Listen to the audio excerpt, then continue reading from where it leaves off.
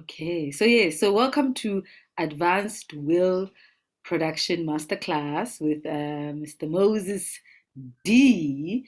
And we're really excited about it. As I explained, that the class is really about you thinking about, it's a really reflective class more than it is a class about us teaching you. And we think we are hoping that at advanced level, you would have a moment to really conceptualize what do you want with your career.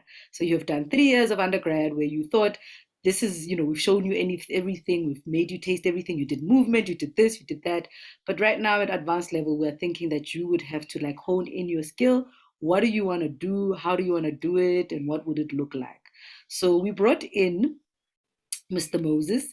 And Moses is an amazing human being. So I've known Moses since 2014. Yes, since 2014.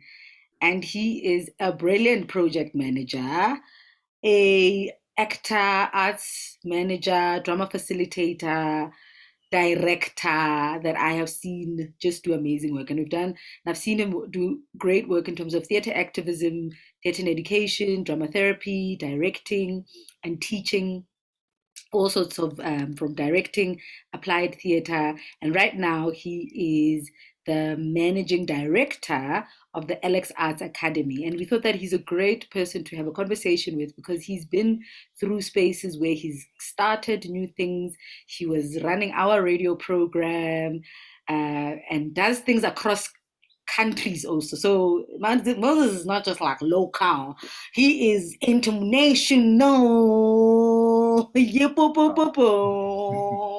Yeah, yeah, yeah. So I think there's something about having to have a conversation with someone who's doing his work, not only his acting, directorial, but also his facilitation and managing arts centers across different nations. So I think it will be a lovely conversation that we're wanting to have with him. Moses, it's you can run the session as you please. You can have a conversation. You can present.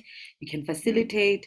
I can come in later to do some Q&A if you want, but it's up to you. And we are here, and everyone can. I think you can have a moment if you want them to introduce themselves or anything like that. But we're here to have a conversation with you to learn from you. And they are the class, yeah, theater for community engagement. engagement. Theatre for community engagement, which is a mix of applied theatre, directing, and a number of things. So we have a number of, and some have desires to become drama therapists, lecturers, directors, and different things. So please feel free, and you are here. Thank you so much for having me. When I got the invite, I was excited, and because I felt like it's going to provide a moment for me to reflect, but also to share, but also sometimes to just be aware of what I'm doing. Because as an artist, most of the time, you are stuck with just doing and implementing, and you never actually have a moment to reflect and look at your work and also look at the journey that you have traveled. So thank you so much for this opportunity. I'm privileged, I'm honored, and I am looking forward to the engagement. I think my point of departure would be introduction, but I would prefer for the introduction to be specific. I would want each and every one of the people we are having here to talk about their passion, their skills, their interest, and also when it comes to being a creative, how do they plan about generating income? So there are about 4 things that I would like to be included in the introduction. One is, what is your passion? What are your skills? What are your interests? And what is your financial solution in the creative industries? So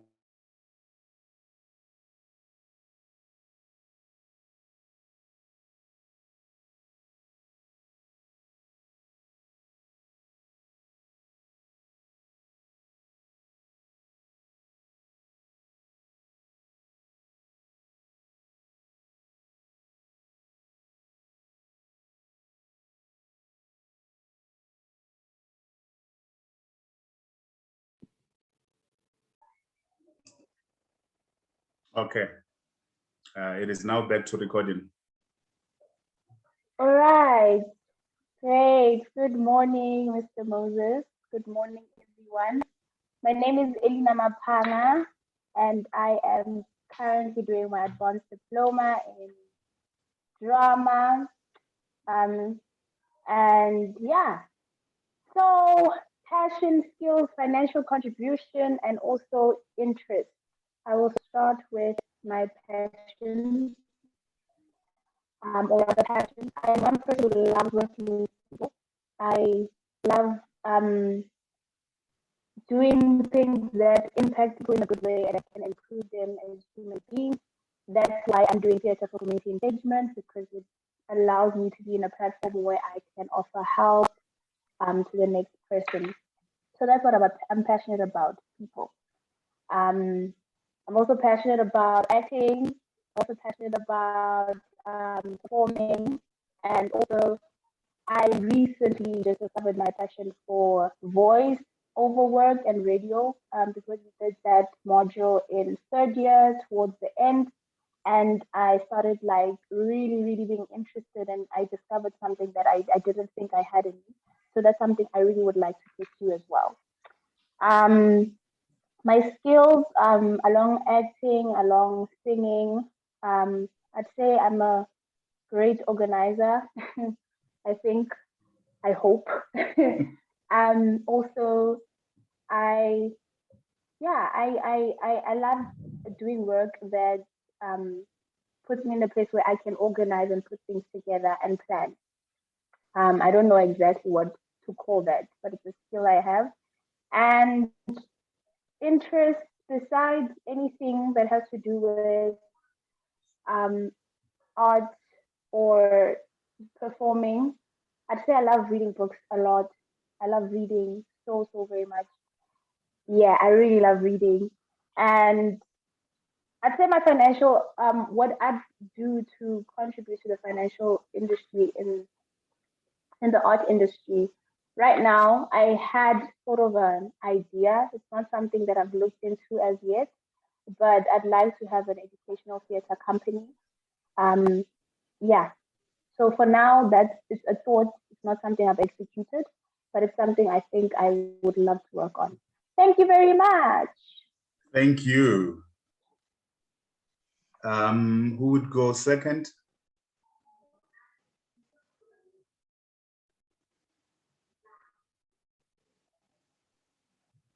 Morning, Mr. Moses. Morning, And everyone else. My name is Moleboheng Matobela. I'm an advanced diploma student in performing arts, theater arts. I am specializing in theater for community engagement, also known as applied theater.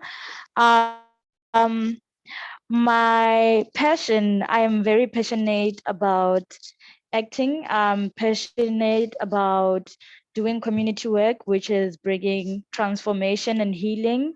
I've done some community work where I was a peer educator in our community, and my skills, before I move on to skills, I'm passionate about acting.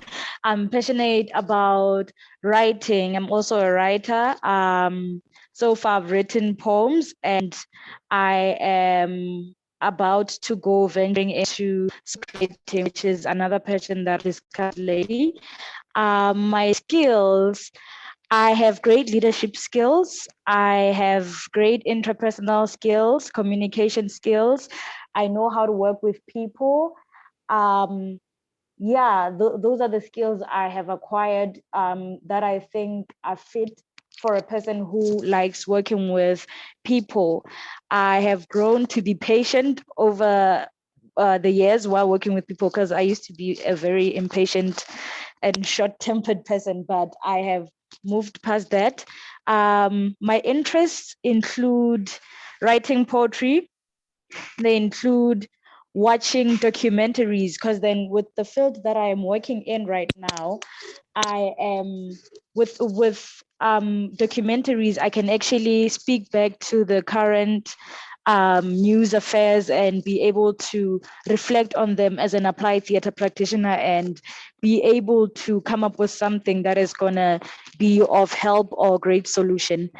And for financial solutions in the industry, me and my fellow classmates had planned to start a company. We already have a name. We just need to put the registration of the company in motion. And we've also started with creating proposals, asking for funding because it's a non-profit company. So we have that underway. It's still in progress. Thank you. Okay. Thank you. Let's move to the third person for the introduction.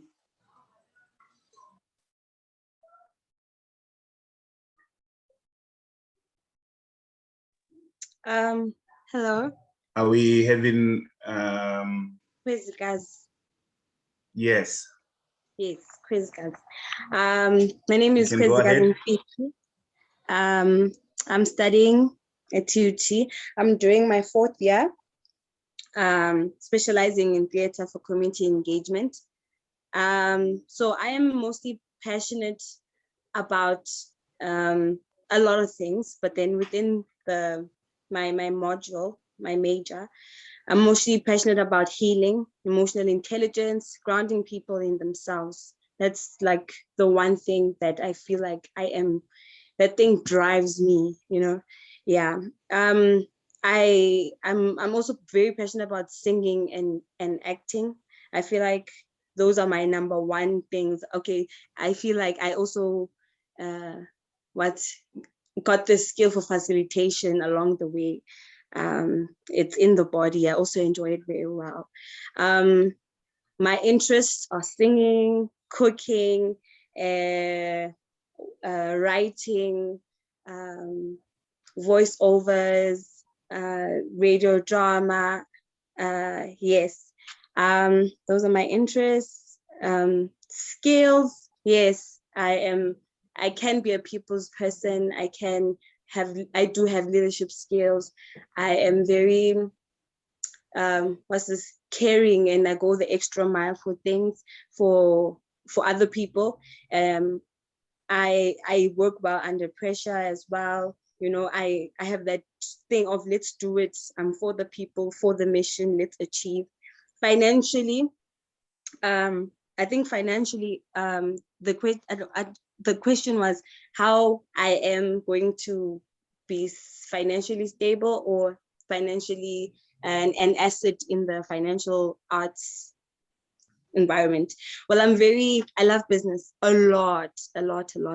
Although like I do feel that as I'm growing up, I do need to go to a business school actually and understand it more further and deeper, because then I feel like along the line, there are things that I miss, because I do have my own small businesses, but there are things that I feel like in the arts itself, I do need to be well-rounded and know how to manage myself as an artist and the businesses that I hope to one day open. So it's in the creation of, again, under the facilitation, under being a facilitator, creating work and creating an opportunity for other people to come in and, you know, release and heal again and ground themselves as a people, you know. Yes, I think I answered the questions. Okay, yes. Thank you. Maureen? Afternoon, everyone. Afternoon, Mr. Moses. Can everybody hear me? Yes. Oh, okay. So to answer the questions, first of all, my name is Maureen Gobeni, and I am an artist. So in terms of passions, I'm very passionate about being an advocate for opportunities for young people and children. I'm very passionate about acting, the skill, the craft behind the work, performance as a whole. I'm very passionate about art, especially performing arts, be it voice work, acting, children's entertainment, educational theater. Yes, I'm very passionate about the arts and the performing arts work. Skill set, I am a leader, having leadership skills, communication skills, listening skills, and organizational skills, and also being a team player. regardless of the position one holds in a group. And yeah, other skill set is I'm very good with organizing and also putting things together and executing the work. My interests are writing poetry and performing poetry. What else? Doing more of voice work, radio drama, and voice coaching, acting coaching. The financial source of income in terms of thoughts is to, first of all, make sure that all my interests, passion, and skill set are monetized. Be it the writing of the poetry, the performing of the poetry. Do make sure that as a freelance brand, I market myself to make sure that the set of skills and the passion monetizes itself. And later on, maybe in life, would go the having a company route. But at the moment, I am more focused on doing the work and making sure that the work monetizes. And yes, what else? Would definitely have a link into terms of what I want to do is to have a sort of a school for children, a community-based school that is focused on the arts, mostly performing art, later on venture into other things as I grow. But at the moment, financial source of income would be doing the work and making sure that the work is monetized to fund me and fund other ideas. Yes. Okay, thank you so much.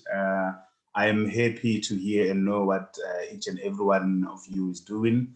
Currently, what are your plans for the future and how do you see yourself navigating within the creative industries?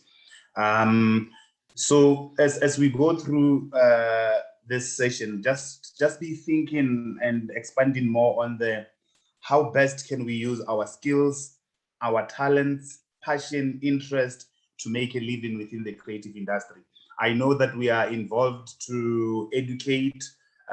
We use the creative industry for awareness, for teaching, to preserve our history, for nation building, for dialogue, and to tell stories. But beyond that, as an individual, just be thinking about how best can you use your skills, your talents, and your passion to generate income or make a living within the creative industry. So I will just share my journey, the things that I've done and the things that I'm doing, and I hope that will also assist us to answer that. And my first, my point of departure will be when I was teaching creative class at Joburg Theatre. I remember a moment we were seated as facilitators, and one of the facilitators said that every month he sits down and starts to question all his skill sets or his passion or his talents and ask them, what do you bring every month and or what have you brought this month?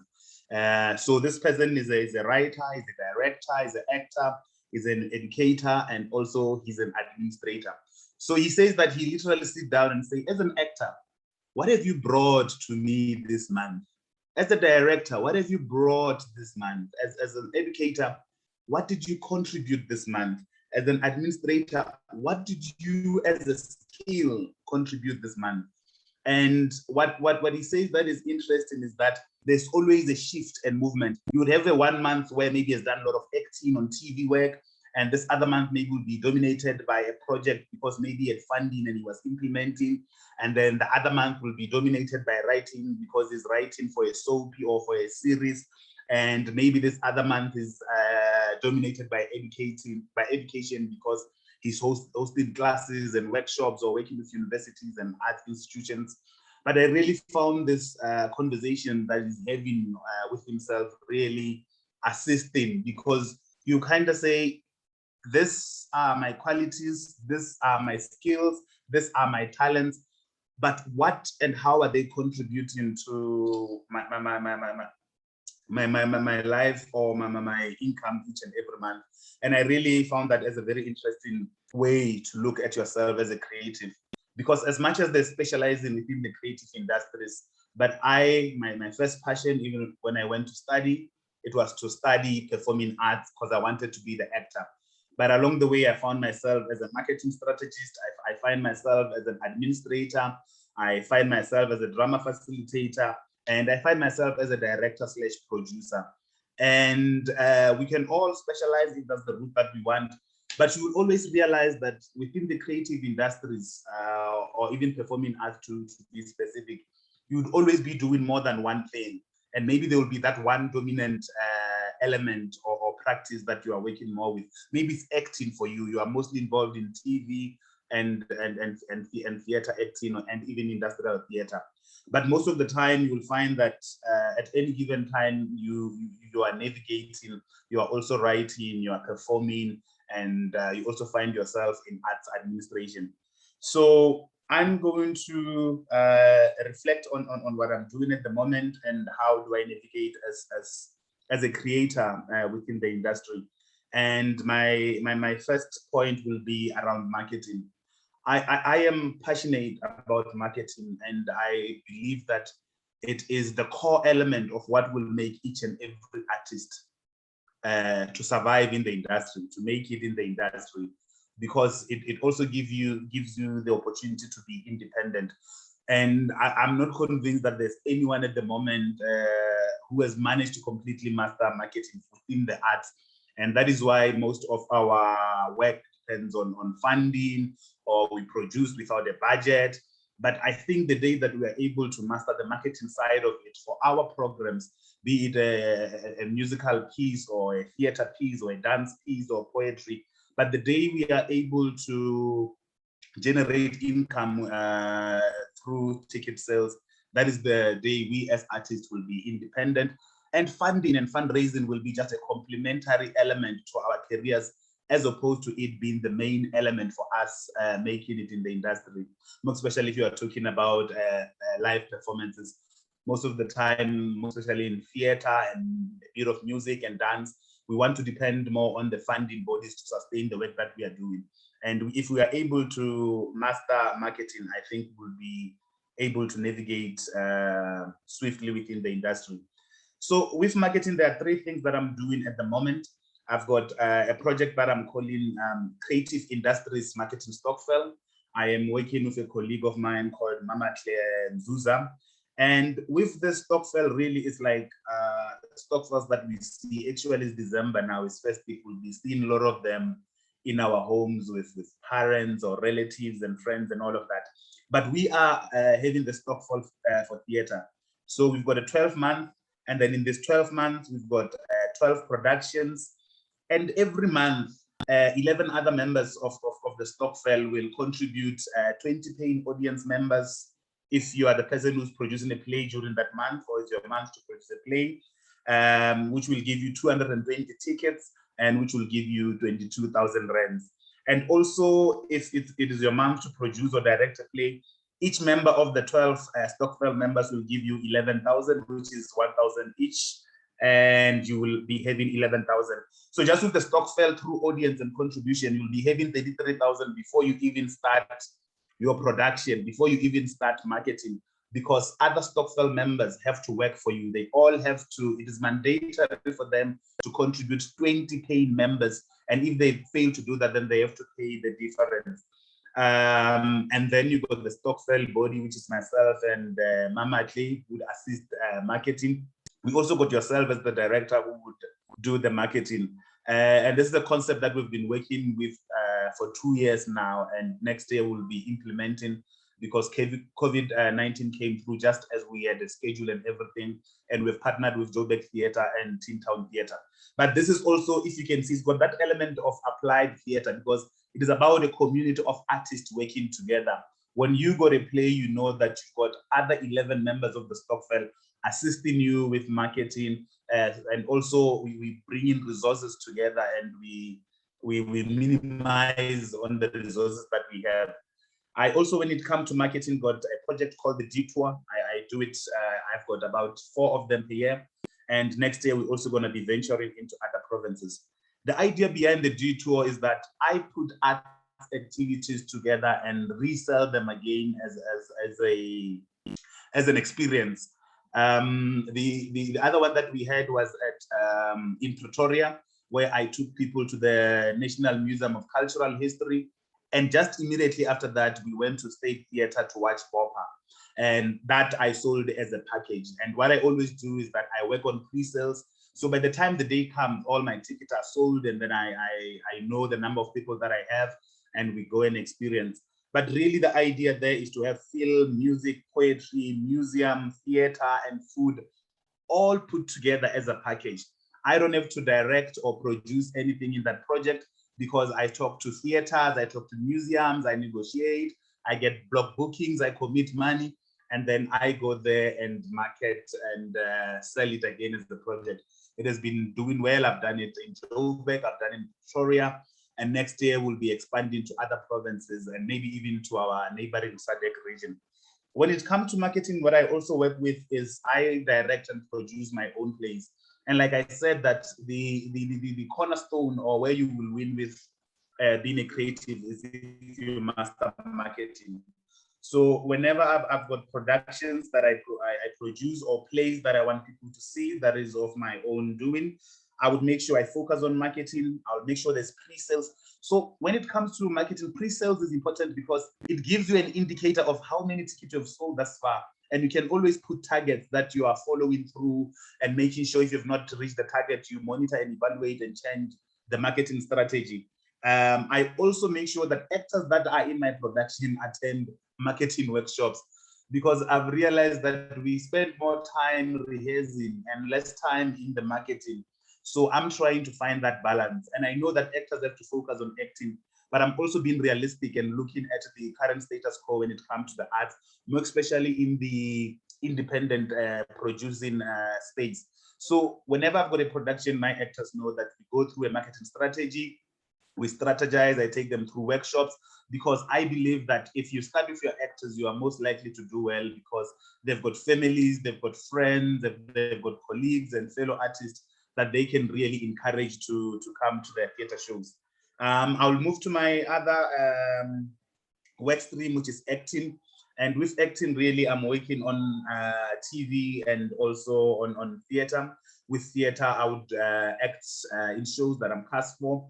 And I also do industrial theater, which has been my focus really even from 2003 when I was still in high school. I used to direct industrial theater for ESCOM, touring 4 provinces.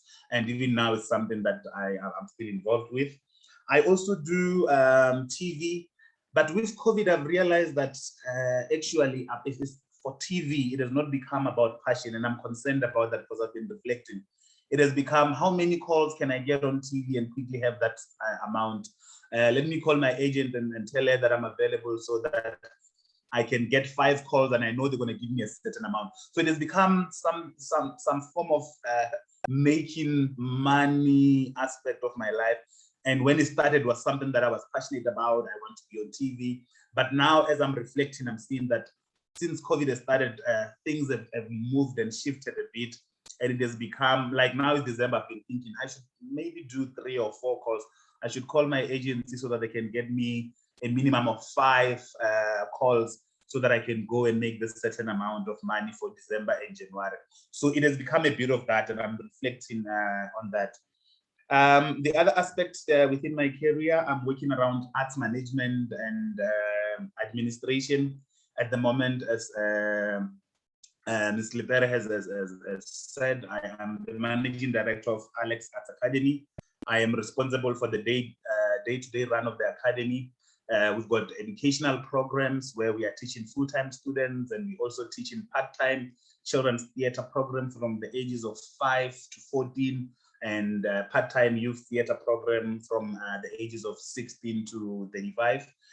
We also host festivals. We've got Alex Youth Festival, Current Affairs Theater Festival. We hosted a policy conference that dealt with legislation around and policies around the creative industry, from your legislation that governs the National Arts Council to the white paper in the arts and culture. And that is one of the conferences that we held. The school is based in Alexandra. We also got Alex Poetry Festival, and the last of our festival is Alex Theatre and Dance Festival. So that is what I'm doing there. I also got a casting agency that I've neglected a bit, but we're still casting and doing some work.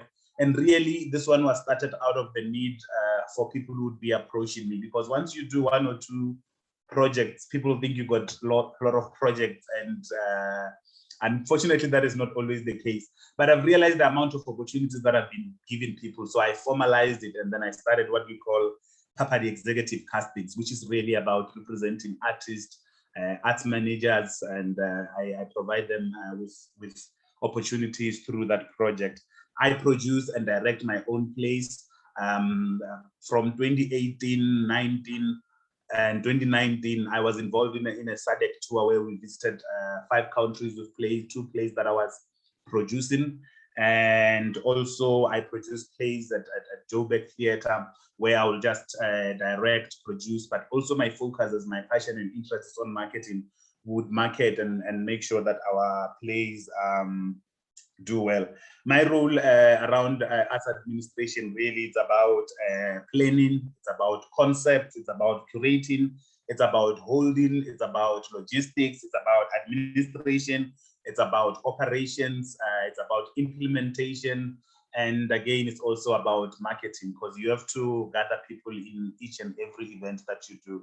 I am not one who's interested in projects where you will not have people, because I believe, like, as I said, beyond the money, the arts are about education, awareness, preservation of history, and all of that. So you always have to make sure there are people to consume or people to interact and engage with your project. I also work as a director. I direct theater shows, I direct industrial theater, and I also direct and plan events as part of my creative skill.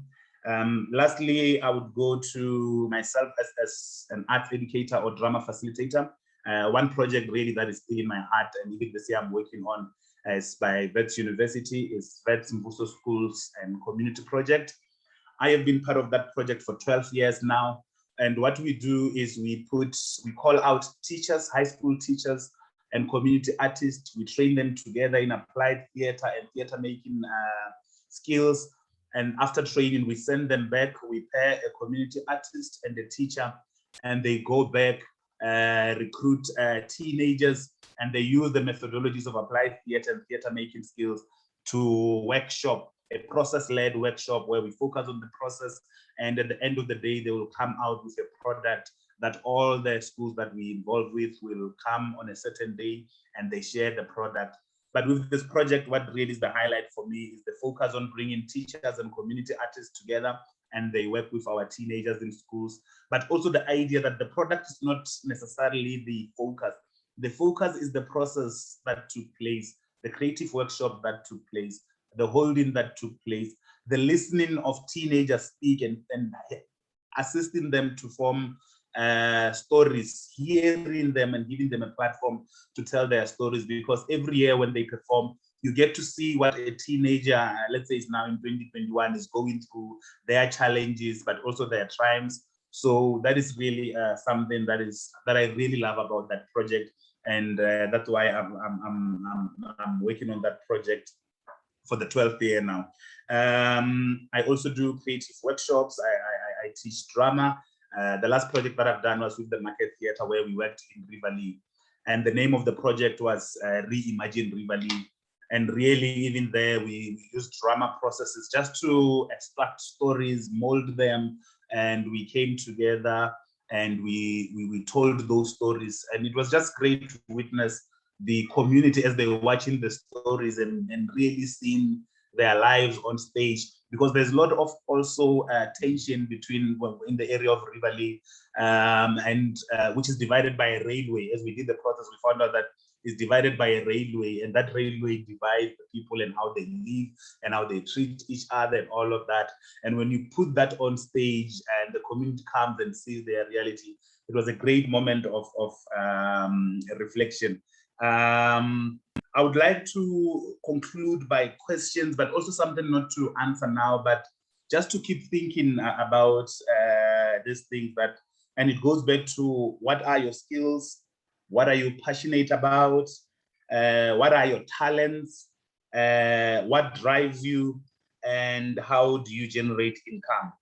And my final parting element is going to go back to marketing, because I said I'm going to myself that I'm going to open this with marketing, but also close this conversation with marketing, because I really feel like it's something that we have to grasp and really use it optimally, so that we are able to make it as artists beyond funding, because I still believe that funding can be more of a complementary source of income, as opposed to it being our main source of income. And with marketing, I just want to talk about two things, which is programmatic marketing and institutional marketing. And really here, as programmatic marketing is how you as an artist market your project. I've heard us talking about our companies, I've heard us talking about music, dance, poetry, and all these talents that we have. So once you are able to put them into projects or programs, you have to think, how do I market this project or these programs? What strategies do I use? I mean, the other thing that I would really like to do, Refilo, is if we can have a moment maybe next year to come for a marketing workshop where really we engage ideas around marketing, we see how can we market, and also what other skills can we employ when it comes to marketing. So I'll be happy to do that.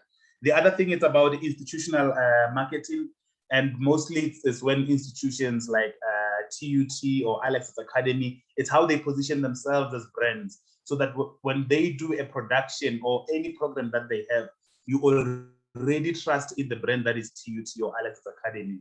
But now we bring it to the institution as the individual, as Mleboheng or Elina or Kwezikazi or Maureen, that how do you as an institution position yourself in a way that sometimes you don't have to go to auditions, you get calls because people already know your work and the quality of work and your skill set.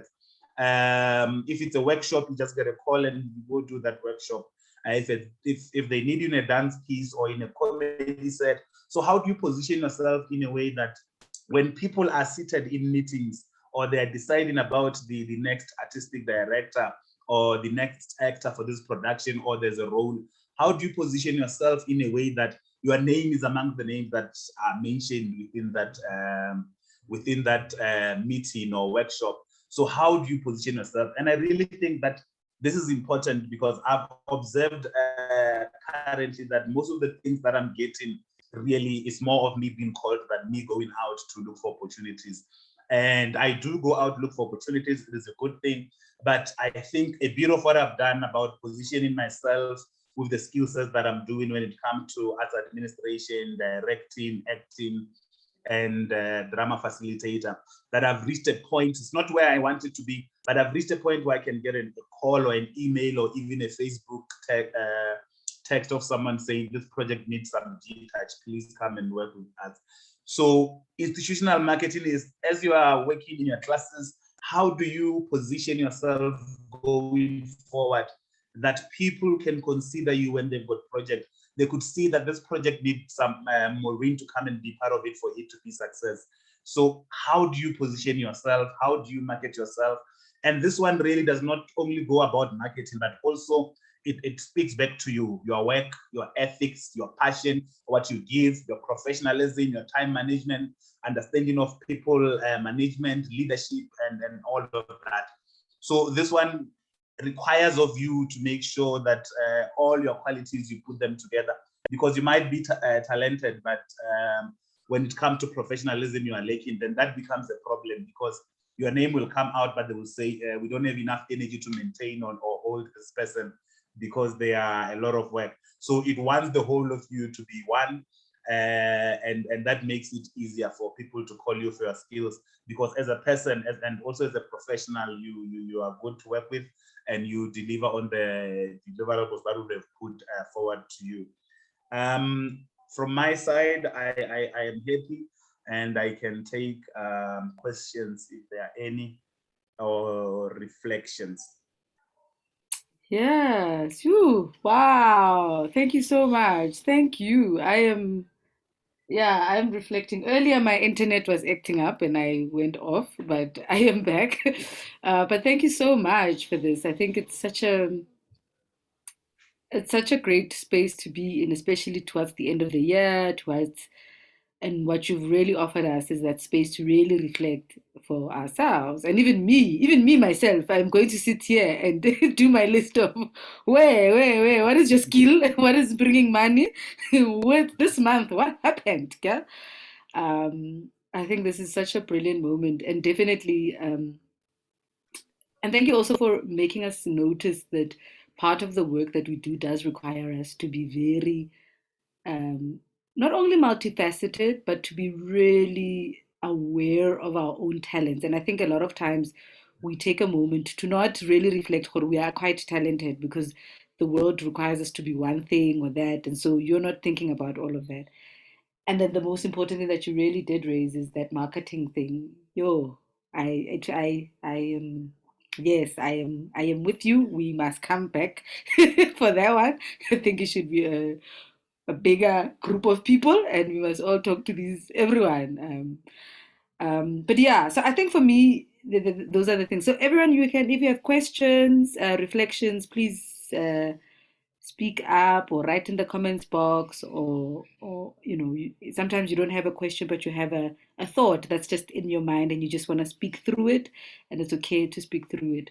But thank you so much, Moses, for such a really rich and a rich way of really looking at your processes, your career, your current work, and really just generosity. I think, Kape, what happens within our industry is not always, we're not generous in how we do and make and create. So we don't know. Everybody's like, no, I'm just lucky. I'm lucky. I made it. I work hard. But I work how? hard. What is your working hard? How? So thank you so much for showing there is spaces and there is opportunities for us to come in. I'm thinking I want to sign up to your managing agency. But anyway, so Maureen has a hand up. Anybody else? I can take a couple of people who want to speak and Mulebeheng. All right, so let's hear Maureen and then we'll go to Mulebeheng and then you can speak back. Yes, Maureen. Okay. First of all, thank you so much, Mr. Moses, for sharing. It was very, like Sister Phila said, it's a reflective moment. But I don't necessarily have a question, but I'd like to thank you for validating what I always had in mind, what I always, when you randomly say something, but without you say it, it, you mean it, but having someone to validate it, it also makes sense.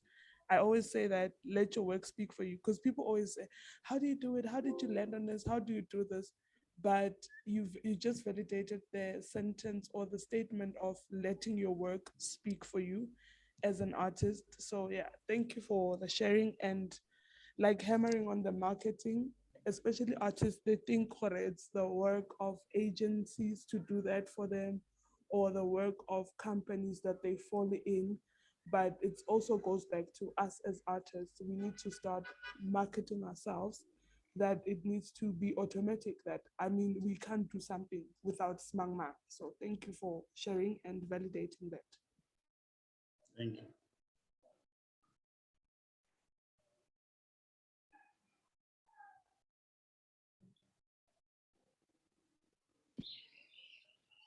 Mulebeheng, you must unmute or Yes, thank you. I'm so sorry.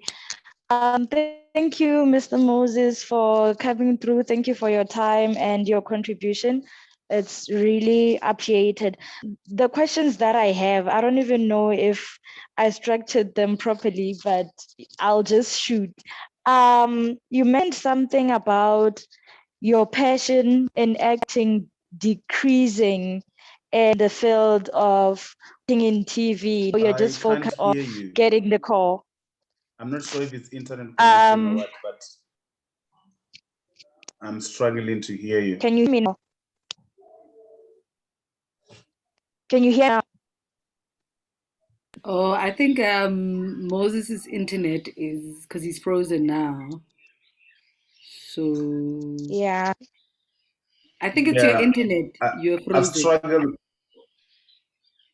You were frozen. Yeah, I've struggled to hear. Okay, repeat, Mulabeng. Am I audible now? Okay, yes. I was saying you mentioned something about your passion in acting for TV or theater decreasing. Now you are focused on getting calls and getting the money. So I just wanted to hear your own opinion of what could be the source of this. Is it because of the government not recognizing the arts because we don't have many facilities that support the arts within the government? Is it a source of the pandemic that we are facing recently, or is it gatekeeping? Also, have you ever been a victim of gatekeeping in this industry of ours? For me, that's why it started happening during COVID, where even where I'm working at the academy, we had to close. I mean, when COVID hit us, I remember just in the office when my colleagues started getting different calls of cancellation and postponement and all of that. I experienced that too. And I think I went into a survival mode of some sort. And the TV industry was the only industry that was kind of operational. So they would still shoot, and if there will be an incident, they will stop for 14 days and shoot. So they were the ones who were allowed more leeway to work and practice. And I went for TV again to survive. I think something in me, an instinct just took me that route. But initially when I started acting on TV, it was purely about the passion, telling stories. I still have that even now. But what I was saying is that COVID has made me to run to TV for employment, because the TV and film industry was the one that was mostly operating, most especially during the levels that had too many restrictions. So unfortunately, because I couldn't do live events, which is more where most of my income is from, I had to go the television route. When it comes to gatekeeping, I don't know. It might have happened and I'm not aware. I might have experienced it and I'm not aware. But yeah, I can't say that on this project I experienced this. Of course, there's tension. Whenever you work with more than yourself, there will be tension. But I can't here say that I've experienced gatekeeping and even put a situation or an example. Thank you. Thank you so much. Another question. I'm so sorry. I just have a lot of things that I need to know about. As a director and a producer, what are the weaknesses and threats you were faced with when the pandemic hit, and how are you able to maneuver through them?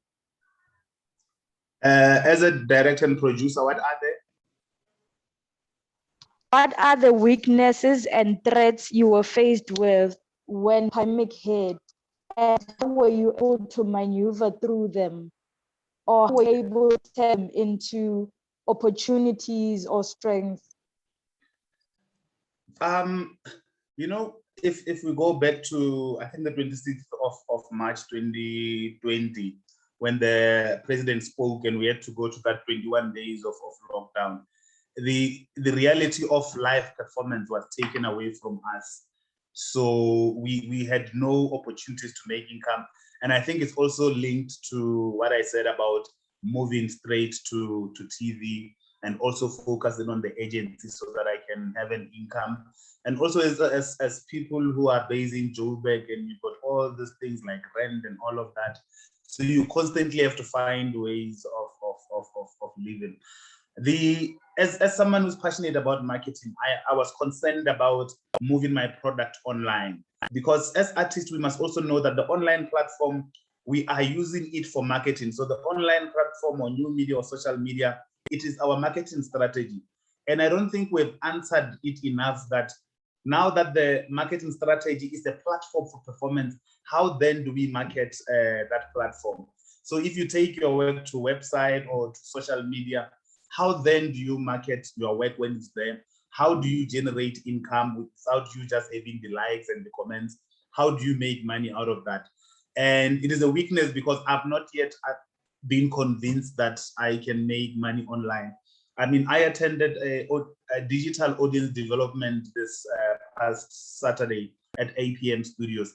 And all the examples that they're given mostly are about instant social media influencers who do a video on TikTok and something and then it blows.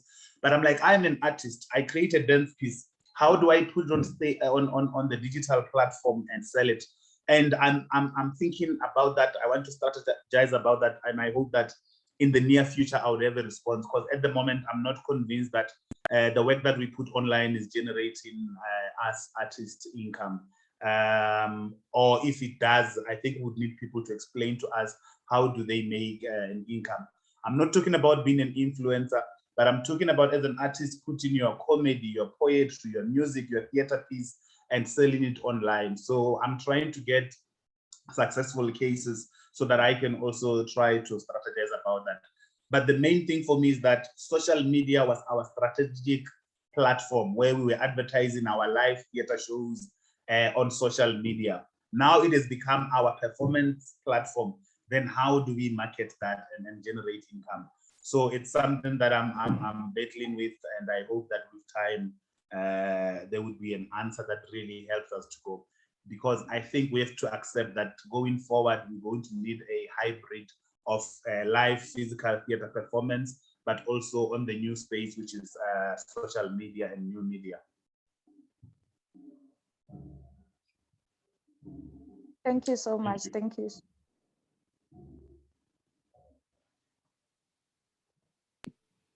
Great. All right. Anybody else with thoughts and comments? You can type them up. You can say something. Elena, yes. And then we'll have Kwezi. Thank you.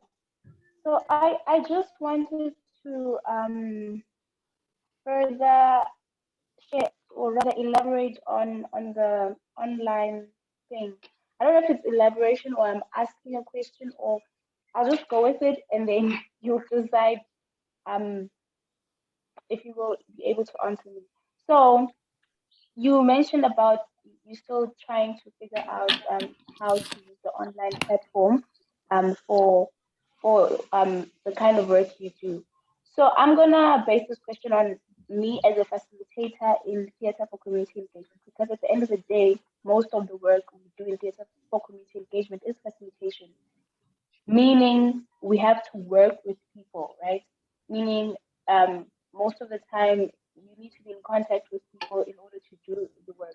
So as a facilitator, do you think that the online platform is conducive or can be conducive for the kind of work we do as facilitators? Can it work? Will it work?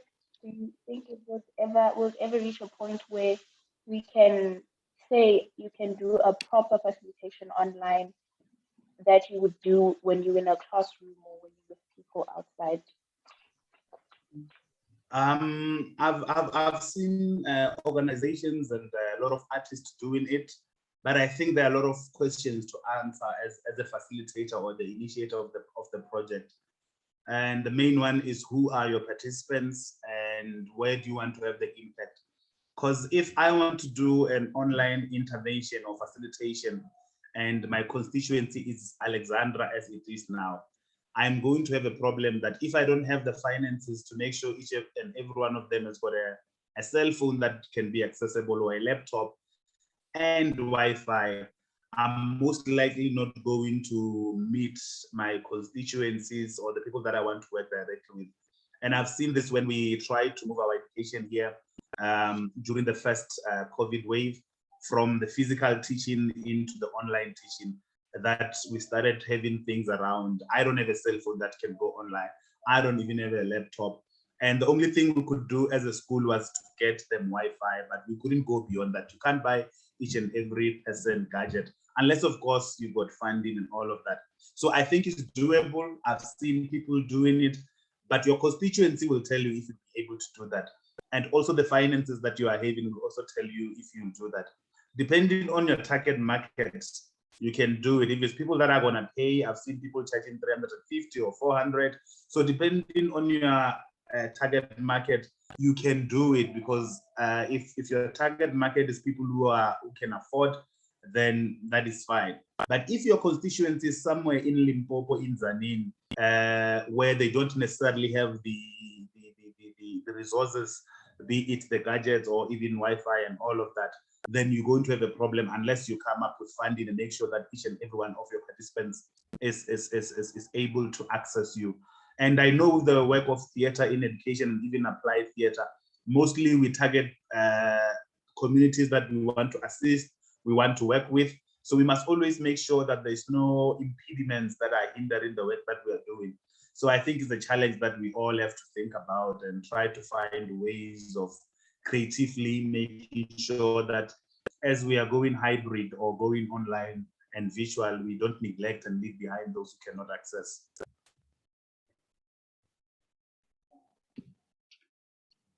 Kwezi? Okay.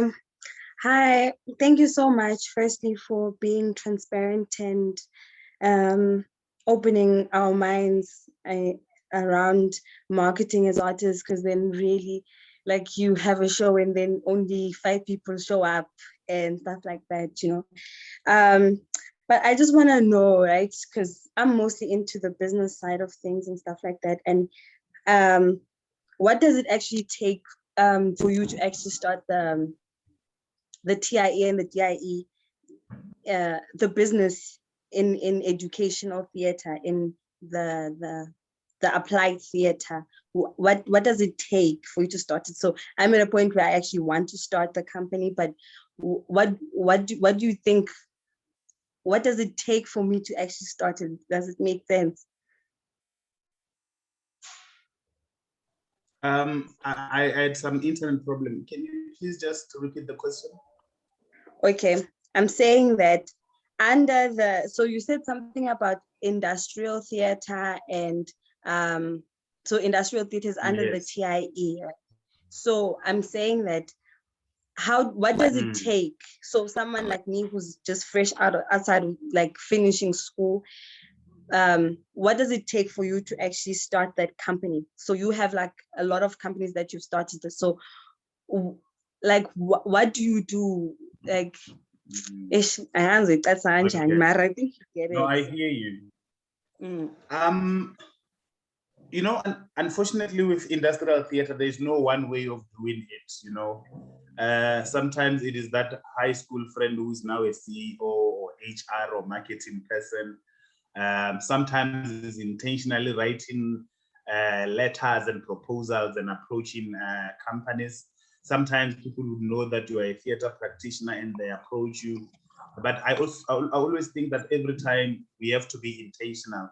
So if you want to do industrial theater for COVID, you have to write that proposal and send to a department. And you have to do your best to try get the relevant person, because the other fear when it comes to proposal is that most of the time they end up in wrong hands. People are not even responsible for that, and then they filter them into going to the person who actually is mandated or has got the power to approve such project. So yeah, the first point really will be to prepare a proposal, ask to pitch your idea so that you can sell and show how would they benefit from your project. But also sometimes it's all the relationships that you have in the industry, be it within the creative industry or even outside, all these other people that we are working with from different fields. I mean, our ESCOM project, when I was in high school, really came with us inviting the ESCOM management to come and watch our play that we're doing for the community. And from there, we asked that, can we then dramatize your problems around low-line cables, power failure, illegal connections, and all of that. And yeah, we dramatized, they approved, they liked it, and they gave us 4 provinces to work with. So there's no one way of doing it, but of course, writing proposal and trying to show people and convince them that it will work is the first thing. I, in 2019, tried to work with institutions in Braamfontein, learning institutions, like a Rosebank College and all these other institutions there. And I went to them and say, I want to do industrial theater because I see you guys with speakers and loud hailers inviting students to enroll. I want to dramatize your performances. I want to put them at Bree. I want to put them at Park Station. I want to put them in Brandfontein. I want to talk about the degrees that you are offering. I want to talk about your awards and accolades and your international studies. But unfortunately, I've tried, but they don't understand how theater can do that. So the other responsibilities that we as a generation are having is to convince people outside theater and the creative industry of the impact of theater, of what we can do. Because with that, I've struggled really with, first with getting to management. But once I get to management, I struggled, or they struggle to understand how theater can do, because they see acting as entertainment or as just being playful. And regardless of me trying to convince them about it being an educational tool, it being a selling point, an awareness point, and also that it can position their brand for students who in December and January are all over looking for higher institutions so that they can register and study. So yeah, the other thing we have to do is to convince people outside the industry to know our language and to know the power that is the creative industry. Okay, thank you. For marketing, did you actually go to school for it, or did you, like, what happened along the way in your life around marketing?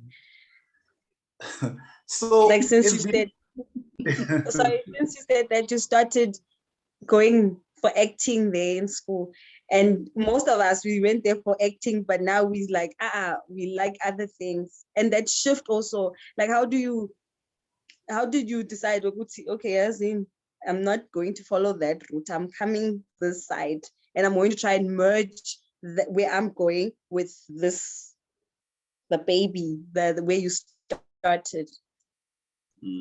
So marketing for me has been a sort of practice as research, where you are practicing and experiencing. And as a director and producer, really, the experiences will tell you. You will even go to the parking lot just to check if maybe people are trying to get to parking, but there was a problem there because there's no audience members. So to avoid that, then you have to intentionally go out and market. But also, as I was studying at VETS, I took an extra course, arts management, where marketing was an integral part of it. And after I finished my law degree, I went back again to VETS to study postgrad in arts, culture, and heritage management, which marketing was also part of it.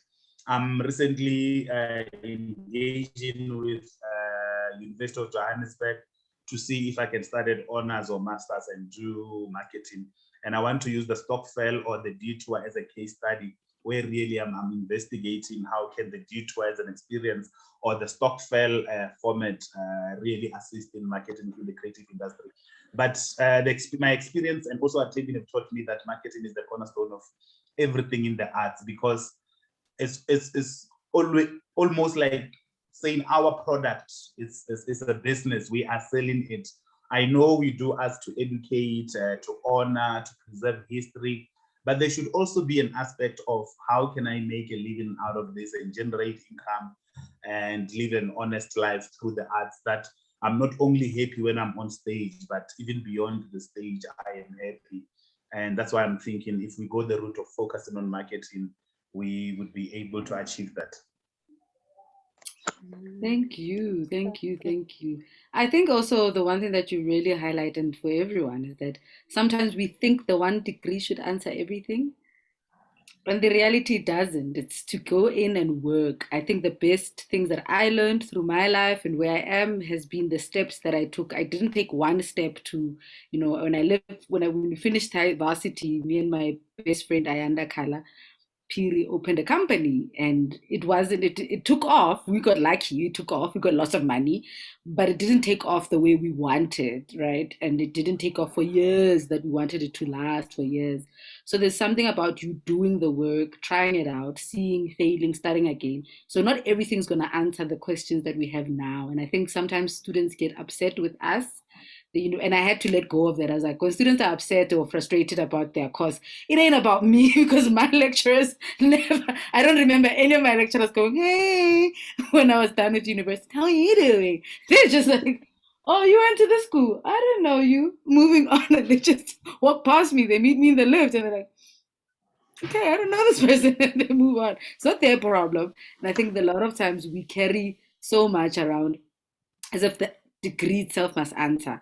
The reality is get to work, do the work, join. There's a number of companies that are out there that are doing the work. So you get to see what is happening, what are the conversations you start. I mean, I'm only learning now how to even start that conversation with CEOs after years of finishing university and school and teaching and doing this and doing that. That, oh, actually, there's a language you use. You don't just say, we're going to act for you. And they go, no, we don't want actors here. We want this. There's a different language that they want. We want this. So it's to learn their languages to do, but it's to do the work. And more importantly, if you look at Moses' CV, he has done so many courses, and it's okay. I know some of us feel like, but this course should be the one, and I'm done, and I must go and work. This course must open all the other doors. But the reality is, as he said, he did his undergrad, then he went to do something else, and then he came back for the arts admin, and then he went to do something else. Then he was like, wait, postgrad, this, and then did that, and then worked and worked and worked and realized all of those things. So some of these eye openers and things you won't know unless you start walking the path or doing the work and being in industry and coming back and going, okay, I want to shift here and then go back. So it's scary, but it's okay. It's good. It's good scary because you're not alone on the path. There's a number of us already haven't gone there. Ask, reach out, but do the work. So we can make it better. We can make it easier. Lorona, we are with you. It's like I always say to colleagues at work that students are colleagues. They're not kids. They are colleagues. Because when they get out, when that opportunity, they say there's a call. We are all applying. We are applying together. Me and you are getting this opportunity. Hey, when I'm sharing it with you guys, aha, best believe I'm also going. This could be me. I'm applying with you. So I think don't think we're each other's competition. So don't think that we are also like, hey, it's sorted, we are ready. It means for us also that we are also learning the industry, we are pushing, and every day it's a new thing. All right. But thank you so much, Moses, for coming and everyone for showing up and being present. Really appreciate it. I will put up the recording on our YouTube page. Please go there. There's another playlist of other master classes to look at, guys. And if you hear what other people are doing and how they got in and all of those things, but it can help with in every way. But thank you so much for your generosity. Moses D. So look out for his t-shirts and sweaters. Moses D. Tour. And and go and volunteer, guys. Go Alex Academy because the graduate little volunteerang. Let's catch up Moses still super marabar patali. It's a more volunteerang alife reference and then tasamoya somewhere else but patar. So tamayang libon sing for let's about ruteile, mama khali rutileng. Let's say children's theater, doing amazing work. Do the work that you've been taught to do. None of these things come easy, but let's do the work and it will find us, these things will find us moving, right? Right. Okay. Thank you so much. Have a good day, have a good week. And yes, everybody. Take care of yourselves, ne? And much love, everyone. Love you all. All right. Thank you, Moses. Thank you, guys.